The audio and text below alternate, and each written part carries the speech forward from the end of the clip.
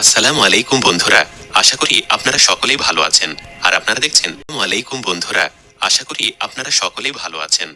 আর আপনারা দেখছেন MD voice TV. বন্ধুরা, আজকের এই ভিডিওতে আমরা বলবো যে হযরত সুলাইমান আলাইহিস সালামের আমলে জিন দ্বারা যেভাবে আল-আকসা মসজিদ নির্মাণ করা হয়েছিল সেই সম্পর্কে একটি বিস্ময়কর ঘটনা, যা শুনে আপনার মন ছুঁয়ে যাবে ইনশাআল্লাহ। তাই ভিডিওটি একবারে শেষ পর্যন্ত দেখবেন। আল-আকসা মসজিদ ইসলামের 3টি পবিত্র স্থানের মধ্য থেকে একটি। ইসলামে এই মসজিদের দিকে ভ্রমণ করলে অসংখ্য সওয়াব রয়েছে। আল-আকসা মসজিদকে কেন্দ্র করে একটি সম্পূর্ণ গঠনমূলক ইতিহাস পাওয়া যায়, যা জাতির উত্থান পতন এবং নবীদের আগমনের সাথে সম্পর্কিত।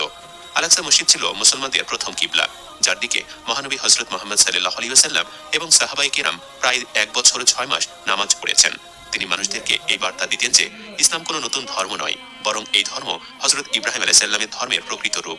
হযরত মুহাম্মদ সাল্লাল্লাহু আলাইহি ওয়াসাল্লাম আসল তাওরাত এবং বাইবেলের বার্তা অনুসরণ করতেন এবং হযরত মুসা আলাইহিস সালাম এবং হযরত ঈসা আলাইহিস সালামের শিক্ষাকে পুনরায় জীবিত করতেন। বাইতুল মুকাদ্দাসের সাথে ইসলাম কতটা ঘনিষ্ঠভাবে জড়িত তার প্রমাণ ছিল মিরাজের ঘটনা। এছাড়াও নবী মুহাম্মদ সাল্লাল্লাহু আলাইহি ওয়াসাল্লামের জন্য সমস্ত নবীদের ইমামতি করা একটি অস্বাভাবিক ঘটনা ছিল। প্রিয় বন্ধুরা, জেরুজালেম শহর ইসলাম, খ্রিস্টান এবং ইহুদি ধর্মের পবিত্রতম স্থান, কারণ এই এলাকাটি নবীদের আবাসস্থল ছিল, যেখানে অসংখ্য নবী প্রেরিত হয়েছিলেন। পবিত্র কোরআনে মহান আল্লাহ তাআলা এই পবিত্র ভূমি সম্পর্কে সূরা আল আরাফে বলেছেন, এবং এই জাতি যাদেরকে দুর্বল করে দেওয়া হয়েছিল, আমি তাদেরকে ওই ভূমির পূর্ব এবং পশ্চিম পর্যন্তের উত্তরাধিকারী বানিয়েছি, যে ভূমিতে আমি বরকত রেখেছি। অনুরূপভাবে সূরা ইসরায় তিনি বলেছেন, পবিত্র ওই সত্তা যিনি তার বান্দাকে মসজিদে হারাম থেকে মসজিদুল আকসা পর্যন্ত নিয়ে গেলেন এক রাতে, যার চারপাশে আমি বরকত রেখেছি। এই আয়াতগুলোতে যে বরকতময় ভূমির কথা আলোচনা করা হয়েছে তা হলো বাইতুল মুকাদ্দাস এবং তার আশেপাশের এলাকা। এমনিভাবে বরকতময় হাদিসেও নবী মুহাম্মদ সাল্লাল্লাহু আলাইহি সাল্লাম আল-আকসার ফজিলত বর্ণনা করেছেন। হযরত আবু যর গিফারি রাদিয়াল্লাহু তাআলা আনহু থেকে বর্ণিত হয়েছে, তিনি হযরত মুহাম্মদ সাল্লাল্লাহু আলাইহি ওয়াসাল্লামকে জিজ্ঞেস করলেন, হে আল্লাহর রাসূল সাল্লাল্লাহু আলাইহি ওয়াসাল্লাম, পৃথিবীতে সর্বপ্রথম কোন মসজিদ নির্মিত হয়েছিল? নবী করিম সাল্লাল্লাহু আলাইহি ওয়াসাল্লাম বললেন, মসজিদুল হারাম। তারপর তিনি জিজ্ঞেস করলেন, এরপর কোন মসজিদটি নির্মিত হয়েছিল? নবী করিম সাল্লাল্লাহু আলাইহি ওয়াসাল্লাম বললেন, আল-আকসা মসজিদ। অতঃপর আবু যর গিফারি রাদিয়াল্লাহু তাআলা আনহু বললেন, এই দুটি মসজিদ নির্মাণের মধ্যে কত সময়ের ব্যবধান ছিল? রাসূল সাল্লাল্লাহু আলাইহি ওয়াসাল্লাম বললেন, প্রায় 40 বছরের ব্যবধান ছিল। এই বিষয়ে একটি হাদিসে হযরত আবু দারদা রাদিয়াল্লাহু তাআলা আনহু থেকে বর্ণিত, রাসূলুল্লাহ সাল্লাল্লাহু আলাইহি ওয়াসাল্লাম বলেন, মসজিদে হারামে 1 রাকাত নামাজ 1 লাখ নামাজের সমান, আর আমার মসজিদে অর্থাৎ মসজিদে নববীতে 1 রাকাত নামাজ 1000 নামাজের সমান, এবং বাইতুল মুকাদ্দাসে 1 রাকাত নামাজ 500 নামাজের সমান। অনুরূপভাবে আরেকটি হাদিসে হযরত আবু সাঈদ খুদরি রাদিয়াল্লাহু তাআলা আনহু থেকে বর্ণিত, রাসূলুল্লাহ সাল্লাল্লাহু আলাইহি ওয়াসাল্লাম বলেন, ইবাদতের উদ্দেশ্যে 3টি মসজিদ ছাড়া অন্য কোথাও ভ্রমণ করা যাবে না, আর তা হলো মসজিদুল হারাম, আমার এই মসজিদ অর্থাৎ মসজিদে নববী, এবং মসজিদুল আকসা। প্রিয় বন্ধুগণ, একদল আলেম এবং মুফাসসিরের মতে আল-আকসা মসজিদটি প্রথমে নবী আদম আলাইহিস সালাম নিজেই তৈরি করেছিলেন এবং পরে হযরত ইব্রাহিম আলাইহিস সালাম পুনরায় নির্মাণ করেছিলেন। বর্ণনা অনুযায়ী আল্লাহ তাআলা হযরত জিবরাইল আলাইহিস সালামকে বিশেষভাবে হযরত আদম আলাইহিস সালামের কাছে পাঠিয়েছিলেন এবং তাকে মসজিদে হারাম এবং মসজিদুল আকসা নির্মাণের নির্দেশ দিয়েছিলেন। আল্লামা ইবনে হিশাম রাহমাতুল্লাহি আলাইহি ইতিহাসে লিখেছেন যে, যখন বনী ইসরাইল ফিলিস্তিনে শক্তিশালী হয়ে ওঠে এবং তাদের রাষ্ট্র প্রতিষ্ঠিত হয়, তখন হযরত দাউদ আলাইহিস সালাম বাইতুল মুকাদ্দাস পুনরায় প্রতিষ্ঠা করেন। তারপর তার উত্তরসূরি এবং পুত্র হযরত সুলাইমান আলাইহিস সালাম আল-আকসার নির্মাণ সম্পন্ন করেন।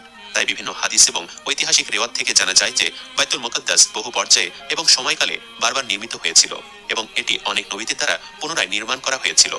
অবশেষে আল-আকসা মসজিদ সম্পূর্ণরূপে হযরত সুলাইমান আলাইহিস সালামের শাসনামলে নির্মিত হয়েছিল। এটি শুধুমাত্র ইসলামিক বর্ণনা নয়, বরং ইসরায়েলি বর্ণনাতেও এর উল্লেখ পাওয়া যায়। হযরত সুলাইমান আলাইহিস সালাম ছিলেন আল্লাহর একজন মনোনীত নবী, যার সাম্রাজ্য ছিল পৃথিবীর পূর্ব থেকে পশ্চিম পর্যন্ত, এবং তিনি মানুষ, পশু পাখি এবং জিনের উপরও শাসন করেছিলেন।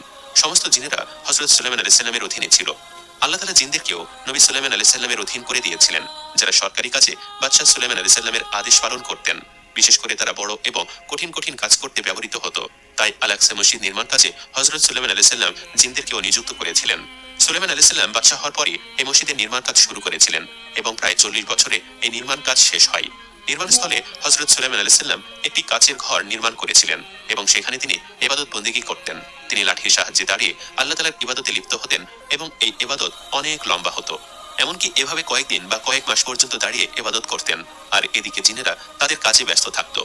হযরত সুলাইমান আলাইহিস সালাম যখন জানতে পারলেন যে শীঘ্রই তিনি মৃত্যুবরণ করতে চলেছেন, তখন তিনি আল্লাহর কাছে প্রার্থনা করলেন যেন এমন কোনো অলৌকিক ঘটনা ঘটে যাতে জিনরা তার মৃত্যু সম্পর্কে জানতে না পারে এবং যাতে মসজিদের কাজটি সম্পূর্ণ হয়ে যায়।